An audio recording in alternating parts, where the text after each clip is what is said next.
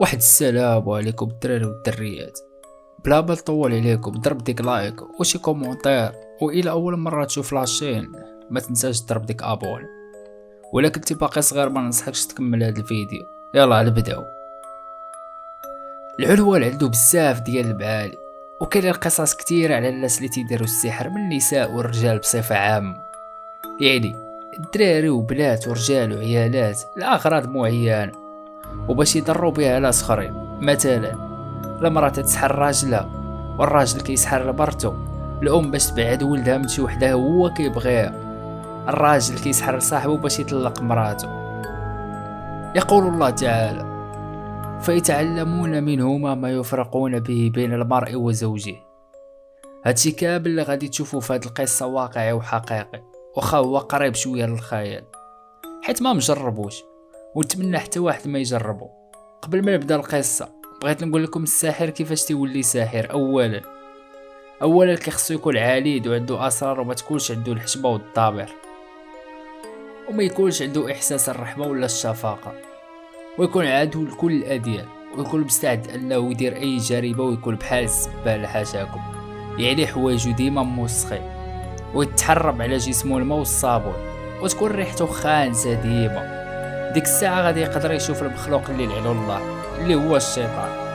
اولا خاصو يكون عنده كتب ديال السحر غاليه، ويخرج بالليل ويمشي لشي بلايص مهجورين، دار ولا خربه ولا فيها زباله ولا حمام، المهم يمشي لشي بلاصه اللي يكون فيها الشيطان، ويبدا يحيد حوايجو كلهم، ويرسم دائره، ويرسم في وسطها واحد الطلاسم واسماء الشياطين، ويجيب اي حاجه فضه ويشوها ويوسخها ويحطها في وسط الدائره، ويجيب نوع خاص ديال الحبوب ويحطو في وسط شي طبسيل ولا شي حاجه، ويتحلى في وسط الدائره، ويبدا يغني بشي اسماء ديال بعض الشياطين.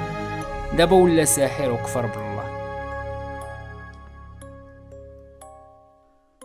انا محمد، 24 عام، موظف في شركه سياحيه. بعد ما ساليت قرايتي بغيت واحد البنت من عندنا في الشركه، سميتها ساره. دوزنا قصه حب طويله بزاف، حتى قررت انني نمشي نخطبها، ولكن خلاص ضروري كان خصني نتشاور مع عائلتي. في الاول استغليت الفرصه فاش كانت مجموعه العائله كانوا جالسين كاملين، وقلت لهم انا قررت نخطب. كلشي فرح، وباما فرحات بزاف وقالوا لي مبروك.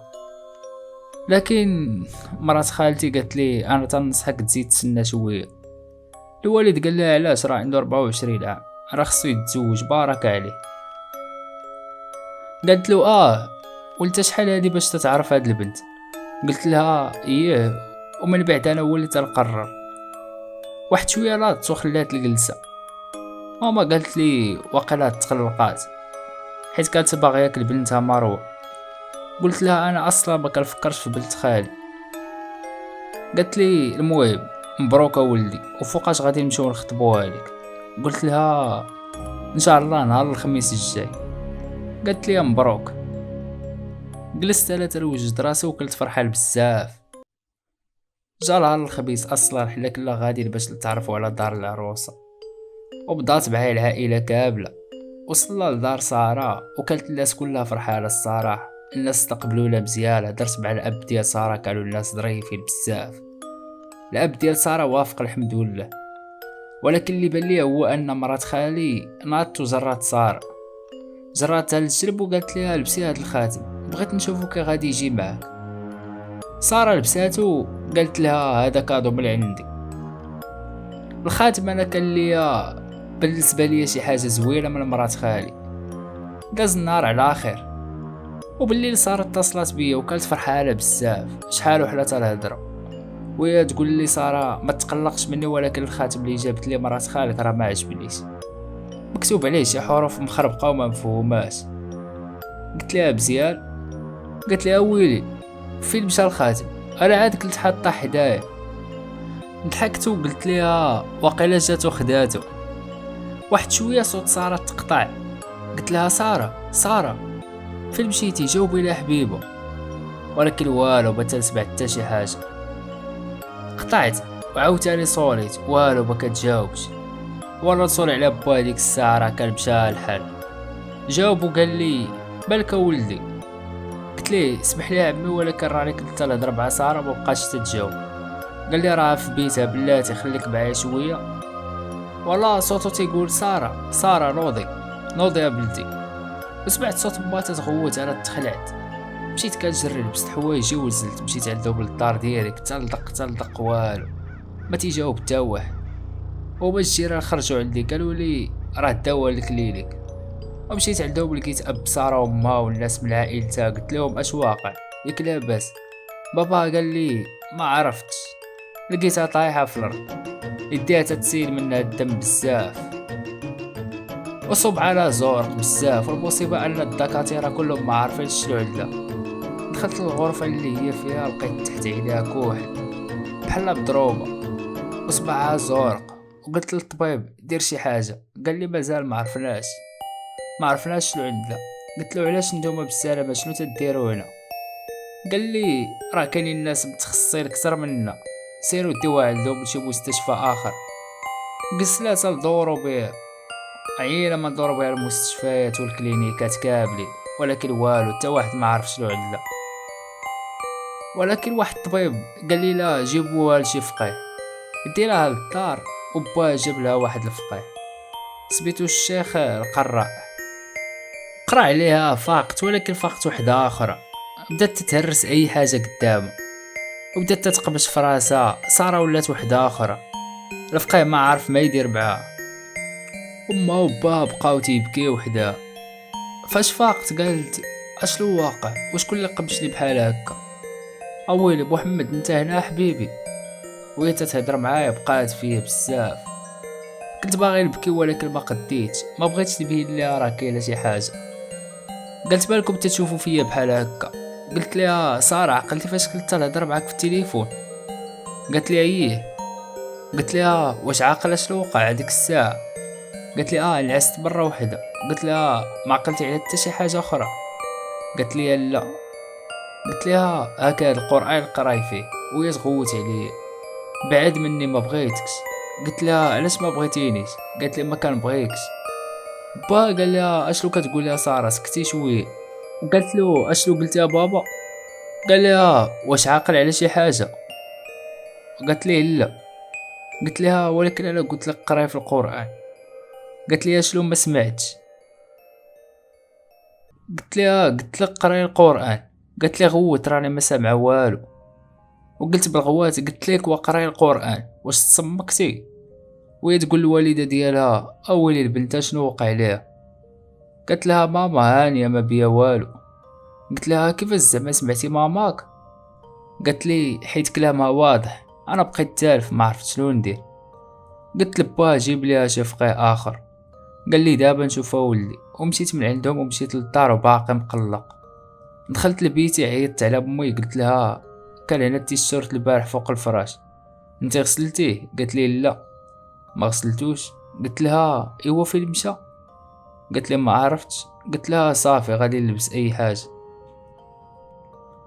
المهم نعست بالصدفه حتى لقيت جلبي البرايه اللي في البيت ديالي بحال ليله بشقوقه، والباب ديال البيت ديالي مسدود. انا ما شايف والو ولكن سامع شي صوت، كنسمع شي صوت وهو تيتسد بشويه ورا الباب.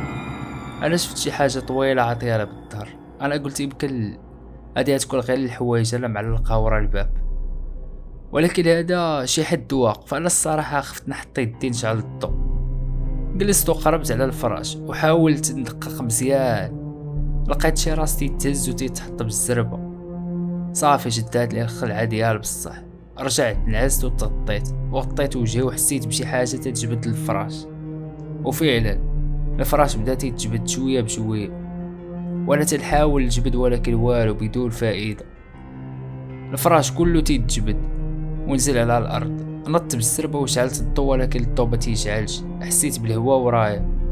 بسم الله الرحمن الرحيم. اللهم اجعل بيننا وبينهم سدا. اللهم اني اعوذ بك من همزات الشياطين. ما بقيتش خايف نشوف ورايا. انا قدامي الباب ما غاديش نرجع للور وغادي نجري على الباب نحلو. فعلا جريت على الباب وانا كنجري. صدمت على حاجه ما عرفتش شنو هي ولكن حسيت به شي جسم. طحت على الارض ونطت وجريت على برا وشعلت الضو اللي برا. جبت المصحف وبقيت تنقرا فيه الليل كامل. هادشي اللي شفتو راه بزاف ولا يمكن. تعديت من سارة ولا شنو، التليفون تيصوني، الاب ديال سارة تيتصل. سبحان الله، عاد كنت تفكر فيه. باه قال لي اجا ولدي عندي للدار. مشيت عندها للدار وانا طالع في الدروس سمعت صوت سارة وهي تتغوت. نقيت، باه حل لي الباب. دخلت قال لي شوف ابو محمد ولدي، كل حاجه ولها نهايه، وساره دابا ما بقات ساره، ولات وحده اخرى. قلت له كيفاش من بعد هادشي كامل نسبح فيها؟ لقيت ساره خرجات من الكوزينه ورجليها باقا يساس الارض. ودخلت للحمام قلت له عمي ياك ساره قلتي لي في البيت، هو شكون اللي دخلها للحمام؟ شاف مورايا وقال لي فيلا ولدي، الحمام ظالم، واصلا الحال دابا تسبحش ليها تنزل من الفراش. قلت له والله الا دخلت الحمام وشافت فيا. قال لي تعال معايا. باها فتح لي الباب الحمام قال لي شوف ما كاين حد، تعال معايا بغيت نوريك. نوريك واحد الحاجه. حل الباب تاع البيت لقيت ساره ناعسه امها جالسه جنبها. قال لي شفتي؟ انا بقيت تنقول راسي واش حماقات ولا شنو. دابا الوالد بات ساره قال لي انا بنتي لي عيانه محمد. قلت له لا انا مزيان. والوالده ساره ناضت من على الفراش وقربت مني وقالت لي محمد، ساره فاش تتكون في حالتها تتبقى تعيط عليك. قلت لها هي كترجع لحالتها. قالت لي فاش ترشوا عليها الماء مقروء عليه بالقران. قلت لها اوكي فيقيها. انا ما كنتش محتاج نقول هاد الكلمه. لحقاش لقيت ساره فاقت مره واحده وشدات شعرها وتتاكل في يدها بحال الا تتاكل اللحم، وتتعضو بسنانها وكان شعرها كيتقطع. ما شدات يدها وحاولت تسيطر عليها، ناضت وجراتها وطاحت في الارض. انا جريت باش نشدها ولكن شدات امها كانت تتقشر الليمون وحطاتها على رقبتها. ما قديت حتى نشد لها يديها. ساره كانت تشوف فيا والدموع في عينيها. كانت تقريبا ساره رجعت لحالتها. قلت لها ساره انت تتسمعيني؟ ارى الموس. وبقات تبكي. قلت لها ساره ارى الموس. ساره دوزات البوس على رقبتها ودمها طار لي على وجهي. دم ساره حبيبتي اللي كانت غادا تولي مراتي. انا بعد هذا المنظر طحت على الارض من كثرة الصدمه. ما بقيت سامع والو، باقي عاقل. كنت كنشوف فيها وهي روحها تطلع وحتى هي تتشوف فيا حتى لاخر نفس. ساره ماتت، احسن حاجه في حياتي ماتت قدامي ودمها نشف على حوايجي. انا كنت جالس في العزا حس بوالو وجالس نفكر فيها. فسال العزا الوالد ساره جا وقال لي خذ محمد الخاتم ديال ساره حبيبتك اللي عطاتو ليها مرات خالك. قلت له اشلو ندير بيه انا؟ قال لي انا اللي شلو غادي ندير به، يمكن يفكرك بيه. فعلا خديت الخاتم. كنت جالس نفكر علاش هادشي وقع غير فاش قررت الخطبه. اكيد شي واحد دار لها شي حاجه، ولكن شكون؟ وبعد مرور الايام جاتني واحد الفتره كنت ماشي طبيعي. كنت كنشرب الماء غير بالسيف وتنعس بزاف حتى في الخدمه، وتنسى راسي بزاف وكنتكلم ولا لاس. كنت كنشوف الناس تيشبهولي في الدار. طلبت من الوالد يديني عند الشيخ. شي شيخ طبعا البا ضاربي عند بزاف ديال الفقهاء ولكن بلا فائده. الناس لاحظات الموضوع. مرات خالي قالت لي تعال معايا انا نديك لواحد يعالجك. قلت لها بصح؟ قالت لي بصح، لبس حوايجك ويلا معايا. لبست حوايجي ونزلت معاه. مشينا لواحد البلاصه في واحد الحي، بلاصه فيها غير الديور القدام، وبقينا تندخلوا في الشوارع على اليمين اليسار حتى وصلنا لبيت قديم. طلعنا في الطبقه الاولى فتح لينا واحد عور بعيد ولابس رزه. انا تخلعت من الشكل ديالو. مرات خالي قالت لي هذا الفقيه المعطي. بقيت تنقول في راسي هذا فقيه؟ كيفاش يكون هذا منظر فقيه؟ قلنا ندخلوا. هو يقول لي لا دخلوا. دخلنا دارو عباره عن مزباله، حوايج مرميه في كل بلاصه والحيوط مشقه والبيت ريحته خانزه وعامره حشرات. المهم جلسات مرات عمي قالت لي قول الفقيه. عاودت ليه كل شيء. قال لي انت شي واحد دير لك شي حاجه. قلت له وايلي. وعرفتيها بوحدك. مرات خالي قالت لي عيبه محمد، قال لي اللي داير لك هادشي واحد صاحبك سميتو عادل. عادل صاحبي يدير هادشي ما يمكنش. وفعلا عندي صاحبي عادل، صديق من الطفولة. كيفاش قلت له انا متأكد، قال لي متأكد. مرات خالي قالت لي طبعا هو منين غادي يعرف، وفين غادي يعرف باللي عندك صاحبك سميتو عادل. انا الصراحة الله طلع لي الدم وكنت ناوي نقتل عادل. قال لي انا غادي نخرج منك هادشي، وهادشي اللي فيك واش مستعد نخرجوه؟ قلت له مستعد. بدا كيرسم شي رسومات على الارض ورسم واحد الدائرة وقال لي اجي ليه وقف فوز الدائرة. وقفت فوز الدائرة وبقى تيقرا شي كلام غريب، وقال لي قول ورايا باسمي كا المهم شي تعاود. فليأتوا المتخفين من بعده ما راقدون سائرون. انا اللي لاحظته هو مرات خالي اللي تتغوت وتتقول لا بعدو مني بعدو مني. لقيت السقف ديال الدار ولا كحل، وشي حاجه فيه تتمشي وتجي قدامي، هادشي كامل خارج الدائره. المعطي قال لي غمض عينيك وما تفتحهاش والا غادي تتحرك، وما تخرجش برا الدائره. بقيت تسمع كل اصوات الناس اللي كنعرفها، بابا ماما خالتي عمي مرات خالي حتى ساره، وصوتهم كيدور عليا. شويه حسيت ان الارض تتزرطني وتنزل لتحت، وحاولت نفتح عيني. المعطي قال لي عندك تفكر تفتحها والا غادي تتحرك. قلت له علاش؟ قال لي قرينك موراك يا محمد، قرينك موراك، عندك الدور، عندك تشوف في عيني. شوف في الارض وفتح عينيك. فتحت عيني لقيت الارض من تحتي تدور بيا، وبدا الخاتم اللي عطاه لي اب ساره يسخن في يدي، وحسيت ان صحتي تقالت عليا. ونسمعو قال العفو العفو العفو سيدنا، كل حاجه وقفت. وهو يقول لي يا فيق مرات خالك وسير بحالك. مرات خالي كانت فاقده الوعي. قلت ليه صافي دابا؟ قال لي صافي، حيد الرزه وقطع خصله من شعره الطويل بزاف وحرقها وبسح بها وجهي. فيقت مرات خالي وخديتها ومشينا، ولكن قبل ما نمشي قال لي انت غادي تتآدى في كل الحالات. انا ممكن نكون بعدتهم عليك شويه ولكن ماشي في مره. قلت ليه انا ما مسوق لتا شي حاجه. قال لي انت ما باغيش تنتقم من اللي قتل خطيبتك ياك؟ قلت ليه انت منين عرفتي باللي انا خاطب؟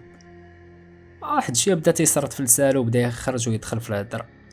قال لي انا ساحر وكنعرف اي حاجه. خرج لي شي حوايج بحال الضفار. قلت له شنو هاد الشيء؟ قال لي اظافير ديال القطه، ديها وربيها على ظهرو فاش تكونوا غادي. قلت ليه واخا. خديت داكشي من عنده واتصلت به، فين اخويا عادل انا باغي نشوفك دابا ضروري. قال لي واخا ساعه والكل عندك. سليتو لقيت عادل جاي ضاحك بحال ما داير والو، وماشي هو السبب في موت خطيبتي. قلت ليه كي داير اخي عادل؟ قال لي بخير، البقاء الله في خطيبتك محمد، والله تقلقت بزاف. قلت ليه تقلقتي عليها بصح؟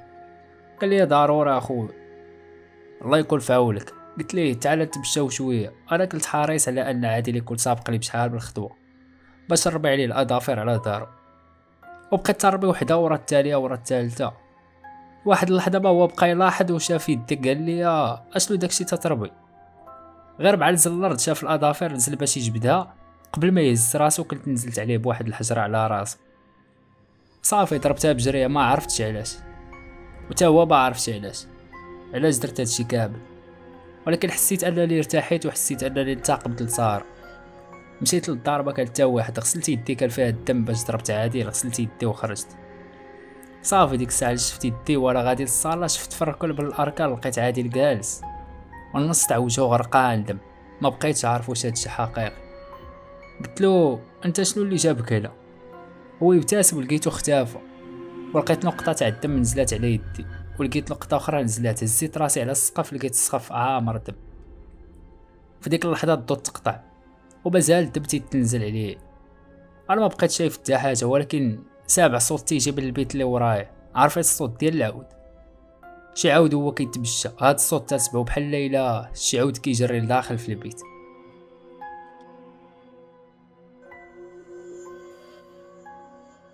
شعلت الشمعة، لقيت واحد تيشبه ليه بالضبط واقف على الكرسي، عينو بحال عين الفا. هذا القرار ديالي. انا تنسمع على القرار شبه الانسان، وهذا اللي بغيت يشبه لي، ولكن عينو لقيتها تتحرك وفمو باغي يقول شي حاجه. انا دقات قلبي بدات تتزرب من الخوف. قلت له اشنو باغي مني؟ لقيت واحد اخر تيشبه العادل واقف حداه، ورقبته طويله تتلوى بحال شي حلج. تخيل هذا المنظر. بقيت تربع عليه باي حاجه تلقاه وتنقول له باش لو بغيتو مني بعدو مني. هو غير تيزيدو يقربوا مني. لقيت باب الدار تفتح، هزيت واحد الكرسي ربيتو على الباب. في ديك اللحظه سمعت الغوات ويرجع الضو. لقيت مرات خالي طايحه في الارض والكرسي باش يرجعها في راسها. اش هاد المصيبه يا ربي. الجيران تجمعوا، قلت لهم راه غير زلقات وطاحت. وفي ديك اللحظه عاوتاني اتصلوا بالاسعاف. جات خداتها، نزلت مشيت عند الفقيد الصبر اللي سميتو البعطي. فتح لي الباب قلت له بلادم، انت داويتي لي وكيفاش انا مازال نشوف الناس تيشبهولي؟ قال لي راني قلت لك ما غاديش تطول. قلت له شنو داكشي اللي واقف فوق راسك؟ قال لي انت كتشوفهم؟ قلت ليه كاينه شي حاجه عندها الجلحيل فوق راسك. وقلت له انا شنو هادشي اللي تيطرى ليا يا ربي؟ ضربت الطبله برجلي، الحوايج اللي فوقها طاحت، ولكن ما كنتش كنتوقع انني غادي نلقى التيشيرت نتاعي اللي انا ما لقيتوش. قلت له هذا شنو تيدير هنا؟ قال لي هذا قوطر. قلت له كيفاش قوطر؟ قال لي باش يدار عليك السحر. قلت ليه شكون اللي جابو لك؟ شاف فيا وسكت. قلت ليه جاوب لي. قال لي مرات خالك قالت تسحر لك باش تزوج بنتها. قلت له علاش قلتي لي عادي اللي دار هذا الشيء؟ قال لي مرات خالك اللي قالت لي، وفاش جابتك ليا هنا كان باش نسلط عليك القاري. قلت ليه علي انت كذبتي عليا؟ قال لي مرات خالك هي اللي كذبات، وما كانتش عارفه بلي القضيه غادي توصل حتى لموت خطيبتك. انا صافي تعصبت وبقيت تنضرب فيه حتى سخف. مشيت نعيش على السبيطار اللي فيه برات خالي. دخلت بحال اللحمه. قلت لهم باغي نشوفها. بابا قال لي مالك؟ قلت له باغي نشوفها. قال لي راه تتموت. قلت له واخا هكاك باغي نشوفها. قال لي واخا تسنى ندخل معاك. قلت له واخا دخل معايا. قال تقريبا تطلع ليها الروح وكتخرج. قلت لها حرام عليك ضيعتي راسك، انت كيفاش غادي تقابلي مع الله وهي تتشوف فيا ولكن ما قاداش ترد؟ قلت لها صافي واحد شويه وغادي تدخلي للقبر، كيفاش غادي تقابلي؟ قالت لي احسن حاجه في حياتي علاش بقات تهز في راسها. وقالت لي امك هي اللي عطات لي حوايجك باش ما تزوج ساره. الوالد سمع هاد الكلام وقال اشنو تتقولي؟ قلت لها حتى ولتي تتموتي وتتكذبي. قالت انا غادي نموت، ولكن هاد الحاجه الوحيده اللي درتها مزيان. قلت لك الصراحه. وماتت مرات خالي. من بعد هاد الكلمه الوالد خرج وانا خرجت موراه. قلت للوالده علاش؟ قالت لي كنت عارفه انها غادا تقول لك، ولكن والله انا كان قصدي ما ناديكش، كنت باغيك تزوج من العائله. قلت لي انا دابا ضعت، ما غادي نتزوج لا بالعائله لا بالغير العائله، ضيعتولي حرام عليكم. في ديك اللحظه التليفون ديالي بدا تيصوني. السيبو صاحبي تعيط رديت. قال لي فين السيبو؟ البوليس تيدوروا عليك، انت مشتبه فيك انك قتلتي عادل. قلت له انا فعلا قتلته. في ديك اللحظه قطعت، سديت التليفون. جاو البوليس للسبيطار. قبل ما يشدوني جبت الخاتم وقلت للوالده هذا هو السبب ديال السحر اللي قضى علينا. حطيت الخاتم على الارض وصطبت عليه، هرستو وتشديت وقلت تنشوف في الوجوه ديال عائلتي وصحابي والوالد ديال ساره، وتنفكر كل لحظه زوينه عشتها. كنت نقلب فيهم على ساره ولكن سبقات لي عند الخالق الخلق. وقد تكون هذه اخر كلماتي في رسالتي قبل مواجهه حكم الاعدام. المهم اخوتي كانت هذه هي القصه ديالنا، وكنتمنى الى اول مره تشوف لاشي نضرب ديك ابوني وشي كومونتير زوين الا كنتي وصلتي حتى لهنا. وبيس لكم اخوتي، نتشوفوا في قصه جديده. تهلاو، تصبحوا على خير.